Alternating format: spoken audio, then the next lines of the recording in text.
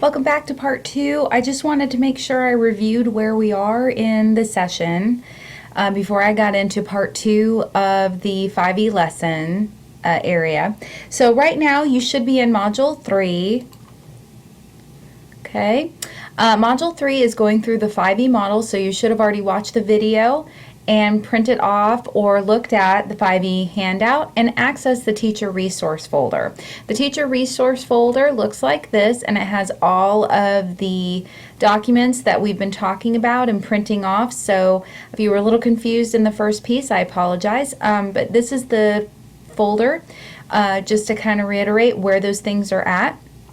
So I'm going to go ahead and pick up where we left off with the presentation. So you should already have up through the layers of earth, foldable and notes ready to go, printed off and in your notebook.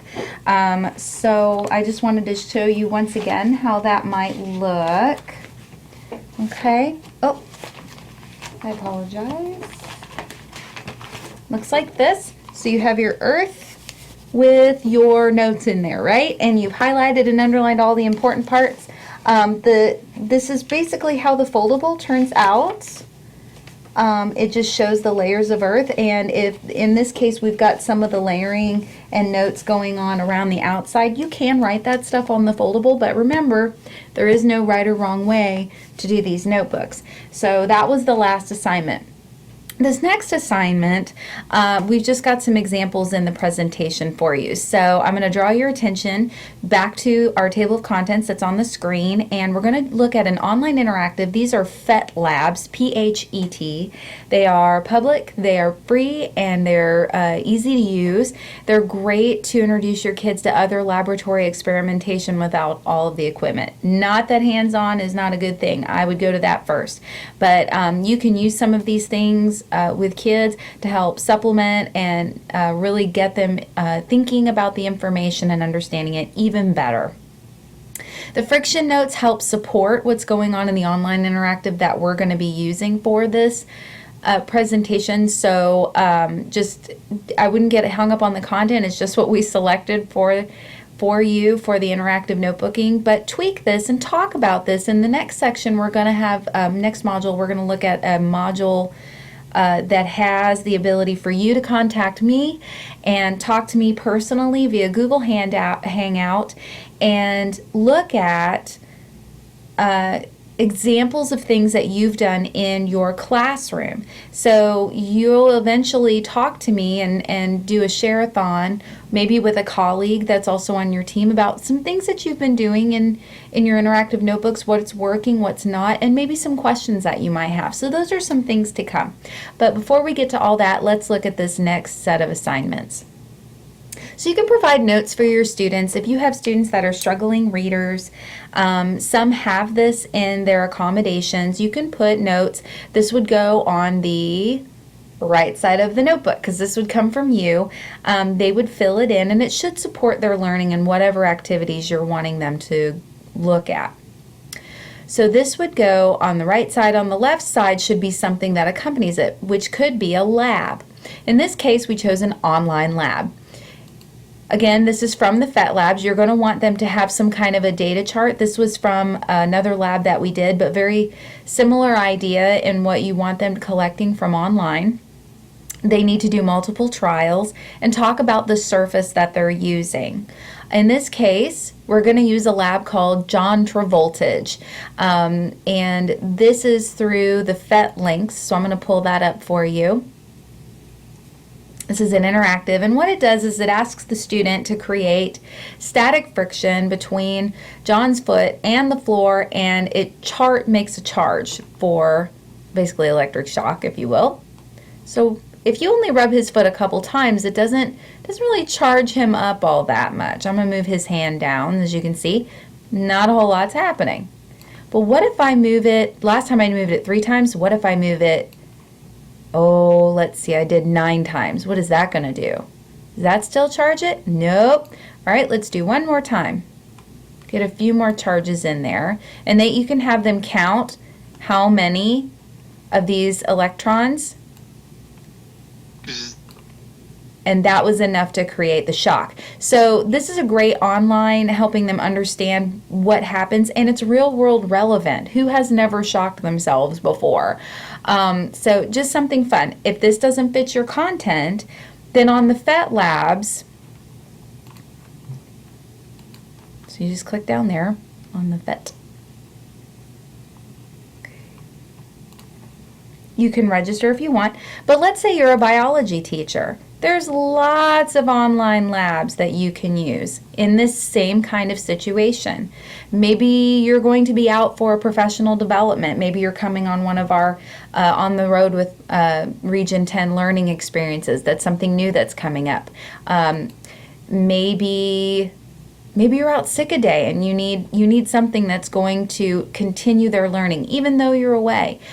Doing some online investigations might benefit you, and having them look at these things, building an atom, density, reaction rates, reversible reactions, and so on. So definitely a great resource for you. And once you're done with all of the modules and I've talked to you, and you followed up with me, I will share all of this wonderful information with you, but you may already know something about it. And I encourage you to talk about those things in the chat room as you continue through the module.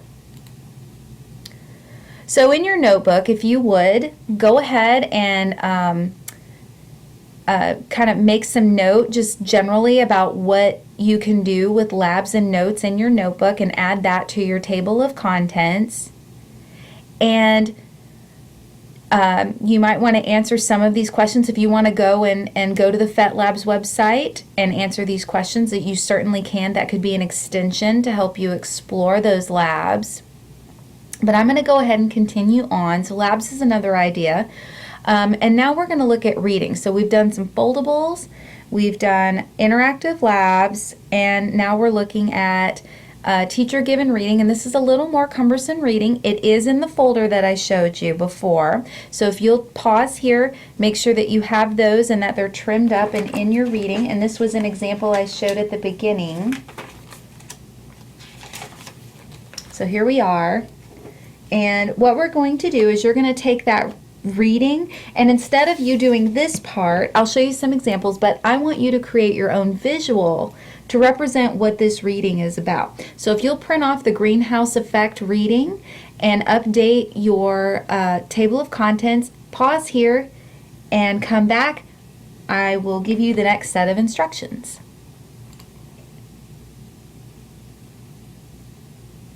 So we're going to take advantage of reading. So here are some things that you can do yourself to practice before you give this to your students. But as you go through the passage, circle, underline, or highlight anything that you deem is important.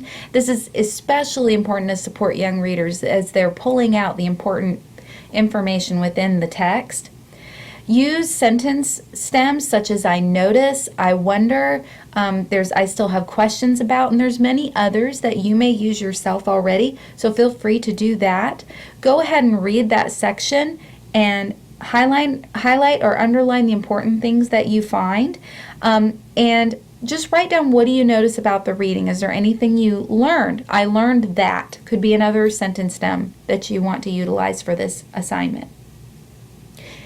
So if you want to go ahead and pause here, once you're finished, come back and start the video. On the left-hand side, you're going to talk about the interconnections that are going on within the reading. So after they read, they need to think about creating a visual to explain what they've learned. And this is what we call visual literacy in science. So it's a metacognitive process. It really helps tie all of the content together so you can fully see yourself, you as the teacher.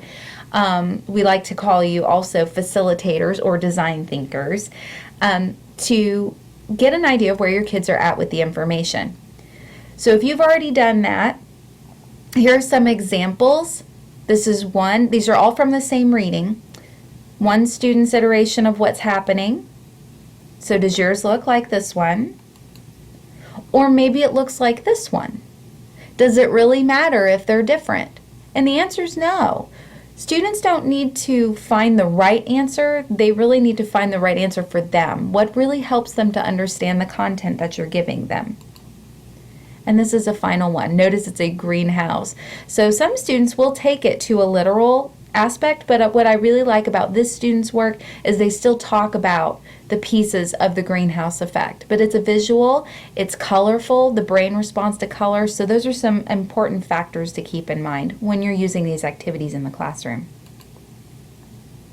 In the chat room, if you would please go back and talk about these discussion questions.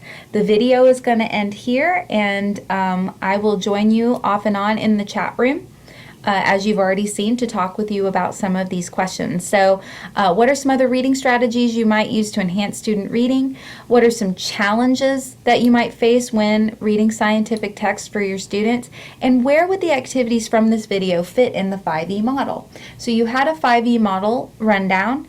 Where would they fit? Would they be engage? Would it be explore, and so on? And could they be utilized in more than one area? So we're not really looking for a right answer. We're looking to see where would it be appropriate within the 5E model, and you might find multiple ways to use them. So I'm going to stop the video here, and I appreciate you watching, and I look forward to talking to you in the chat room. Thanks.